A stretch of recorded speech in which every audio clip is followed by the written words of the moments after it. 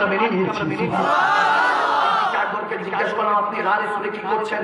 ওখানের মধ্যে সানি ইয়াসনাইন বলা হয়েছে কোরআনে পাকে, যে প্রথমে দ্বিতীয়র মধ্যে প্রথম হয়েছেন, যে আমার নবীকে দ্বিতীয় বলেছেন আল্লাহ, আবু বকর সিদ্দিককে প্রথম বলেছেন। অনেক ইমামরা ঝগড়া করেছেন, বলে না না এখানে আমার প্রিয় নবীকে বোঝানো হয়েছে। বলে না, সিদ্দিক আকবরকে। কেন? কারণ সিদ্দিক আকবর গারে সুরের মধ্যে, ওই গারে হেরার মধ্যে প্রথম প্রবেশ করেছেন। কেন? কারণ হলো আমার প্রিয় নবী যদি যায়, ওখানে যদি কোনো সাপ বিচ্ছু থাকে, বিষাক্ত কিছু, নবী কি কামড় দিবে? সিদ্দিক আকবর এটা সহ্য হবে না, আবু বকর সহ্য হবে না। পরিষ্কার আছে, 70টা সূরা করেছে, 69টা গর্ত, নিজের কাপড়গুলি ছিঁড়ে ছিঁড়ে বন্ধ করে একটা দিয়ে পা আটকিয়েছে। আমরা জানি যে সাপ চোবল দিয়েছে, নীল হয়ে গিয়েছে। নবীজি যখন প্রবেশ করেছেন, বলে আবু বকর কি হয়েছে, কে হুয়া? বলি ইয়া রাসূলুল্লাহ কিছু হয় না, ইশক হয়েছে, প্রেম হয়েছে, ধৈর্য দেওয়ার আল্লাহ তৌফিক হয়েছে। इश्क में जब गिरता है वो इंसान, होता है इंसान लेकिन होता हो गया है मोमिन कामिल इंसान। अगर वो ईमान है उसके दिल में, अगर मोमिन का ईमान भी है, लाख मोमिन हो लेकिन आशिक रसूल नहीं तो ईमान कामिल नहीं। सुभान अल्लाह। अबू बकर सिद्दीक বলতে লাগলেন, ইয়া রাসূলুল্লাহ আসেন।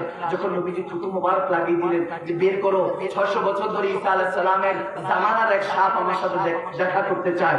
চিন্তা করতে লাগলাম, আফজালুল বাশার, এই গারিফের মধ্যে শ্রেষ্ঠ মানুষ যিনি নবী রাসূলের পরে মাকাম, আবু বকর সিদ্দীক আফজালুল বাশারও বসে আছে, আর এখানে নিকৃষ্ট আছাড়া সাফিলিনের নিকৃষ্ট প্রাণী সাপও বসে আছে।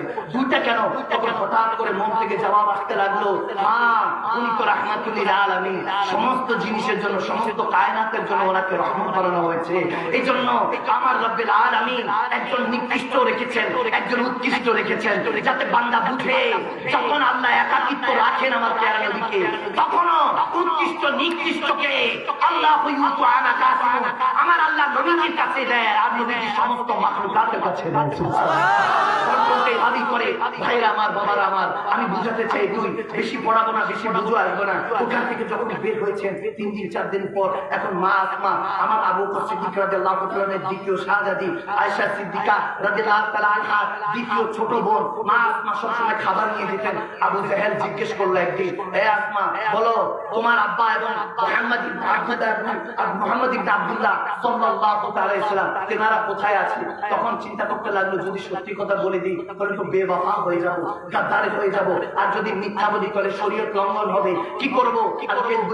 এখন যদি মিথ্যা বলি ধ্বংস হয়ে যাব, কি করব? কি করব? হঠাৎ করে শানওয়ালা সিদ্দিক আকবরের মেয়ে ছিলেন, শাহজাদি ছিলেন, শানওয়ালা কথা বললেন। হঠাৎ করে তেবা চেঞ্জ হয়ে গেল, কাফেররা সামনে দাঁড়িয়ে আছে, বলতেছে আমি জানি আমার বাবা আবু বকর এবং প্যারা নবী কোন জায়গায় আছে, তবে